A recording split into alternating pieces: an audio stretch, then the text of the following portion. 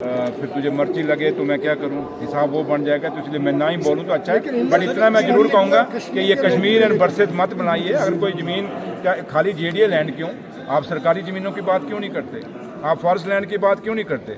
हम ऐसे ऐसे लोगों को जानते हैं जिन्होंने फॉरेस्ट लैंड पे कब्जे किए हुए हैं, हम ऐसे ऐसे लोगों को जानते हैं जिन्होंने कस्टोडियन लैंड पे कब्जे किए हुए हैं, अकाफ की लैंड पे कब्जे किए हुए हैं, जिन्होंने सरकारी रकूओं पे, जिन्होंने घास चराई के ऊपर किया। आप लोगों को नहीं पता क्या, सब आप सब जानते हो। इसलिए मैंने कहा ना कि मैं ज़्यादा नहीं बोलूँगा, क्योंकि मैं बोलता हूँ तो फिर तड़का बड़ा ज़्यादा लग जाता है, तो तड़के से फिर कईयों को मर्ची लगती है, तो मैं नहीं लगाना चाहता। ऐसा नहीं हो सकता है कि जितनी भी ये अभी रिकग्नाइज्ड कॉलोनीज नहीं है जहाँ पे ऑलरेडी बने हुए हैं, उनको फिर रिकग्नाइज क्यों नहीं किया जाए, जैसे हमने दिल्ली में देखा, बाकी जगहों पे देखा, सो दैट कि जहाँ पे बने हुए हैं उनको देखिए। अब आप जो चीज़ें पिछले 11 साल में बिगड़ी, और ख़ासकर 6 साल में बिगड़ी जब यहाँ पे इलेक्टेड गवर्नमेंट नहीं थी, अब उस बिगड़े हुए निज़ाम को आप देखेंगे कि जब लास्ट ईयर जो पीडब्ल्यूडी के हालात थे वो आज बदली चेंज हो रहे हैं काफ़ी।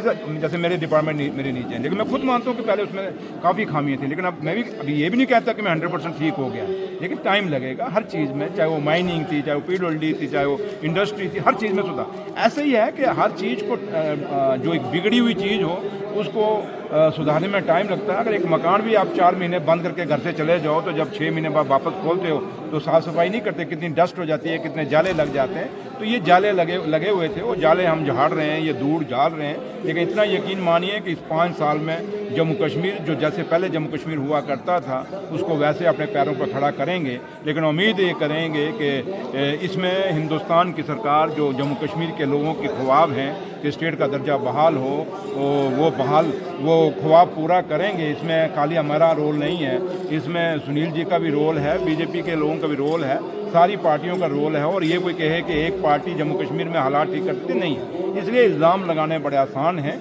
लेकिन उन इल्ज़ाम को ठीक कैसे किया जाए वो बड़ा मुश्किल होता है। लेकिन मैं एक चीज़ दावे से कहता हूँ, और आप लोगों को भी हमें तारीफ़ करनी चाहिए कि काफ़ी सुधार हमने लाया है। बट हम ये नहीं कहते कि बड़ा कुछ सुधर गया, टाइम लगेगा। जैसे आप डेली वेजर रोज़ यहाँ कई लोग उनसे तमाशा कराते हैं, गरीब लोग हैं, ज़रूरतमंद लोग हैं, उनको नौकरियाँ चाहिए बेचारों की। कौन कहता है नहीं उनको रेगुलाइज, उनका हक बनता है, ये जायज़ हक है।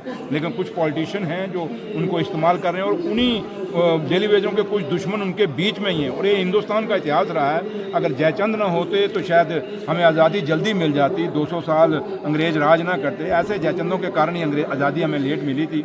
वैसे ही जयचंद उनके अंदर हैं जो किसी पॉलिटिकल पार्टी के कहने पे रोज़ उनको इकट्ठा करके ले आते हैं। लेकिन जब उमर अब्दुल्ला साहब ने परसों हाउस में आप लोगों के सामने कह दिया कि इस साल से फेस मैनर में हम शुरू कर देंगे, और जब फेस मैनर में हम क्यों कहते हैं कि आप एट ए टाइम, आप लोग पढ़े लिखे जर्नलिस्ट हैं, सीनियर जर्नलिस्ट हैं, आप सब लोग, आप जानते हैं कि अगर हम एक झटके में उनको पक्का करते हैं, सैलरी कहाँ से दोगे।